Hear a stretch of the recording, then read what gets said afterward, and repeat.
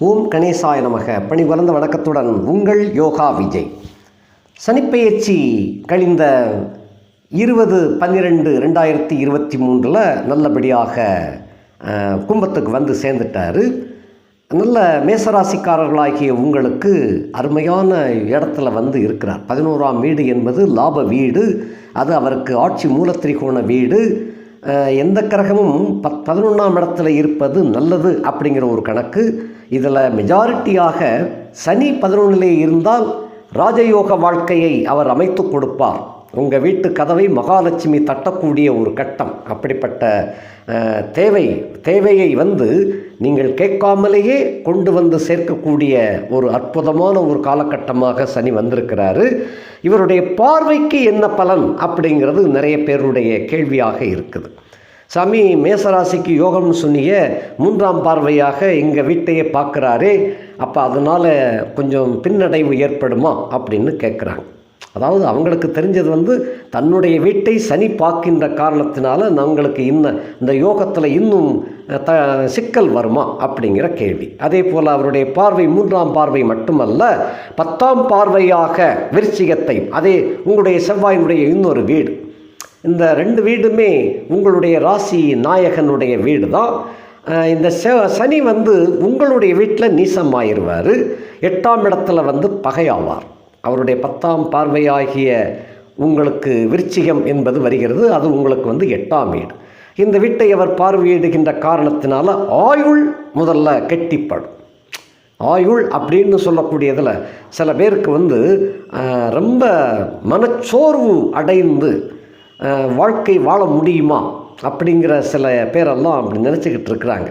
அது வந்து இப்போ உங்களுக்கு மனோதைரியத்தை கொடுத்து வாழ்க்கையில் முழுமையாக வெற்றி பெற முடியும் என்ற ஒரு தன்னம்பிக்கை ஊட்டக்கூடியவதாக அந்த 10ஆம் பார்வை அமைகின்றது. அதே சமயத்தில் அது வந்து பகை வீடாக இருக்கின்ற காரணத்தினால உங்களுடைய பங்காளிகளிடையே இருந்து வந்த மனக்கசப்புகள் வந்து விலகிவிடும். ஒன்று அவங்க வந்து உங்கள்கிட்ட சமாதானத்துக்கு வந்து சேருவாங்க. பிரச்சனைகள் வந்து சுமூகமாக முடிக்கக்கூடிய வகையிலே சமாதான உடன்படிக்கைக்கு வருவார்கள். അല്ലെങ്കിൽ உங்கள் வீட்டு நடக்கின்ற சுபகாரியங்கள், அந்த காரியத்திலே நீங்கள் எதிர்பாராத வண்ணம் வந்து உங்களோடு கலந்து அந்த பகைமையை மறந்து உறவு கொண்டு விடுவார். அப்படிப்பட்ட கட்டமாக இந்த பார்வை பலன் அமைகின்றது. அதே போல் உங்களுடைய 3ஆம் பார்வையாக உங்கள் வீட்டை பார்க்கறதுனால உங்களையே பார்க்கிறார். அப்படிப்பட்ட கணக்கு அது அவருக்கு நீச வீடு. நீச வீட்டை பார்க்கின்ற காரணத்தினால அது யோக பார்வையாகத்தான் இருக்கிறதே தவிர கெடுதல் பார்வை இல்லை. உங்களுடைய கௌரவம் மேலோங்க செய்யக்கூடிய ஒரு உன்னதமான பார்வை அது. அப்படிப்பட்டதாக பார்வைக்கு கூட உங்களுக்கு மேலும் மேலும் யோகத்தை கொடுக்கக்கூடியதாக சனி பகவான் வந்திருக்கின்றார். ஆகையினாலே நீங்கள் அவர் வந்து உங்களை பார்க்கின்ற காரணத்தினால நீங்கள் மற்றவர்களை பார்க்கும்போது அந்த பார்வையால் சில யோகங்களெல்லாம் கிடைக்கப் பெறுவீர்கள். இதுக்கு பின்னணி என்னன்னு உங்களுக்கு தெரியாமல் இருக்கும். அந்த பார்வை சனியினுடைய தன் நீச்ச வீட்டை பார்க்கின்ற காரணத்தினால அது அந்த அளவுக்கு கௌரவத்தை மேலோங்க செய்யக்கூடிய அந்த பார்வை, வினோதமான பார்வை, நீச வீடை பார்க்கறதுனால. ஆக இப்படிப்பட்ட அதிசயங்களெல்லாம் இந்த சனி உங்களுக்கு மேலும் மேலும் கொடுத்து கொண்டிருப்பால் அதிசயத்தில் ஆழ்த்தி விடுவார். அதே சமயத்தில் 5ஆம் வீட்டை, உங்களுடைய 5ஆம் வீடு என்பது பூர்வ புண்ணியம், பிள்ளைகள், குலதெய்வ வழிபாடு, இவைகளில் உள்ள குறைகளை எடுத்து உரைப்பார். இந்த 11ஆம் இடத்தில் ஆட்சி மூலத்திரிகோணமாக இருந்துண்டு அந்த 7ஆம் பார்வையாக உங்களுடைய 5ஆம் இடத்தை நோக்குகின்ற காரணத்தினால அங்கே உள்ள குறைகளை சுட்டி காட்டி அவர்களுக்கு நீங்கள் என்ன செய்ய வேண்டும் என்பதை எடுத்து காட்டக்கூடியதாக இந்த 7ஆம் பார்வை அமைகின்றது. ஆகையினால உங்களை பொறுத்தமட்டில் மேசத்திற்கு 11ஆம் இடத்துல ஸ்தான பலம் மட்டுமல்ல, அந்த பார்வை பலம், திருஷ்டி பலமும் உங்களுக்கு சாதகமாக அமைந்திருக்கின்றது.